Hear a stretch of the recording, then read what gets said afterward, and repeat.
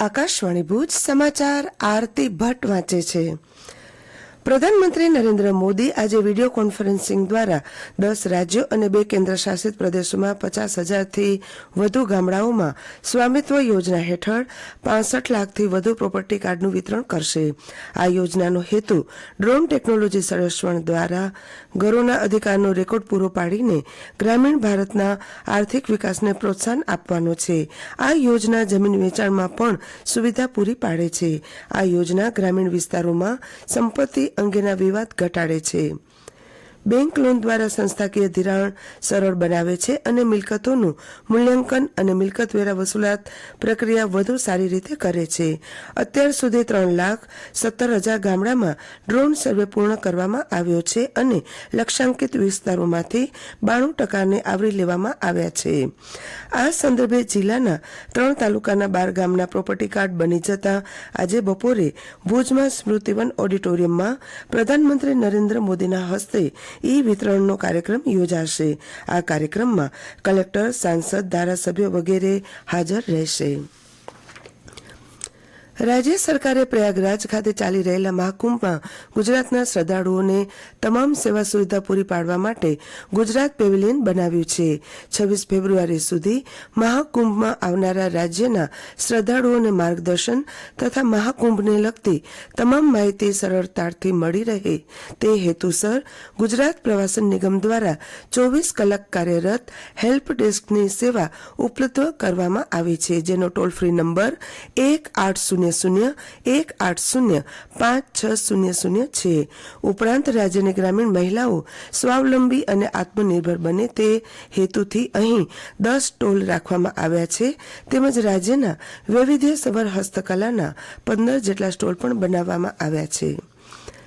મૌની અમાસના દિવસે 8 કરોડથી વધુ શ્રદ્ધાળુઓ અને યાત્રાળુઓ ત્રિવેણી સંગમ ખાતે પવિત્ર સ્નાન કરશે। સરકારે 29મી જાન્યુઆરીએ પ્રયાગરાજમાં યોજાનારા મૌની અમાસના અમૃત સ્નાન માટે તૈયારીઓ પૂર્ણ કરી છે।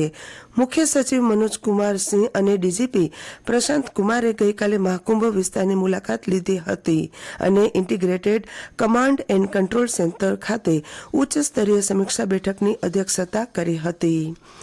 રાજ્ય સરકાર કચ્છ જિલ્લાના ટપ્પર ડેમથી દૂરના ગામડાના રિઝર્વોયર સુધી પાઇપલાઇન નાખવાની યોજના અમલમાં મૂકશે। નાબાર્ડે આ માટે 2006 કરોડ રૂપિયાની સહાય મંજૂર કરી છે। આ યોજનાથી 127 ગામડાના લગભગ 2 લાખ લોકોને લાભ થશે। આ સાથે 1,57,000 હેક્ટર જમીનને સિંચાઈ માટે પાણી મળશે। ઉલ્લેખનીય છે કે વર્ષ 2023-24માં અમલમાં મુકાયેલા પ્રથમ તબક્કામાં નાબાર્ડે 3,235 કરોડ રૂપિયા સહાય મંજૂર કરી હતી। ગુજરાત શિક્ષણ બોર્ડ દ્વારા ધોરણ 10 અને 12ની બોર્ડની પરીક્ષા આગામી 27 ફેબ્રુઆરીથી યોજાવાની છે। અમદાવાદ જિલ્લા શિક્ષણ અધિકારી દ્વારા વર્ષ 2022થી સારથી પોર્ટલની શરૂઆત કરવામાં આવી છે, જેના માટે 9909922648 હેલ્પલાઇન નંબર જાહેર કરવામાં આવ્યો છે। આ નંબર પર વોટ્સએપ મેસેજ કરીને કોઈપણ વિદ્યાર્થી, વાલી અને અન્ય કોઈપણ વ્યક્તિ શિક્ષણને લગતી માહિતી મેળવી શકે છે। તેમજ પરીક્ષાના ભયથી ભયભીત થયેલ વિદ્યાર્થીઓ આ સારથી પોર્ટલ પર મનોચિકિત્સકોની સાથે પરામર્શની સુવિધા મેળવી શકે છે। ગુજરાત એનર્જી ડેવલપમેન્ટ એજન્સી જેડા દ્વારા તારીખ 16થી 30 જાન્યુઆરી દરમિયાન ઉર્જા પખવાડિયાની ઉજવણી ગુજકોસ્ટના સહયોગથી રિજનલ સેન્ટર ભુજ ખાતે કરવામાં આવશે। તે સંદર્ભે 28મી જાન્યુઆરીના સવારે 10 થી 1 દરમિયાન વિવિધ સ્પર્ધાનું આયોજન કરવામાં આવેલ છે। વિદ્યાર્થીઓએ સ્પર્ધામાં ભાગ લેવા માટે 24મી જાન્યુઆરી સુધીમાં મોબાઈલ નંબર 70 439 24 605 પર સંપર્ક કરવો। ભુજ હેડ ઓફિસ સહિત જિલ્લાની 59 ટપાલ કચેરીઓમાં અંગૂઠો સ્કેન કરી બચત ખાતા ધરાવતા ખાતેદારો રૂપિયા જમા કરાવી શકશે અને ઉપાડી પણ શકશે। આ સાથે સમાચાર બુલેટિન પૂરું થયું। નમસ્કાર।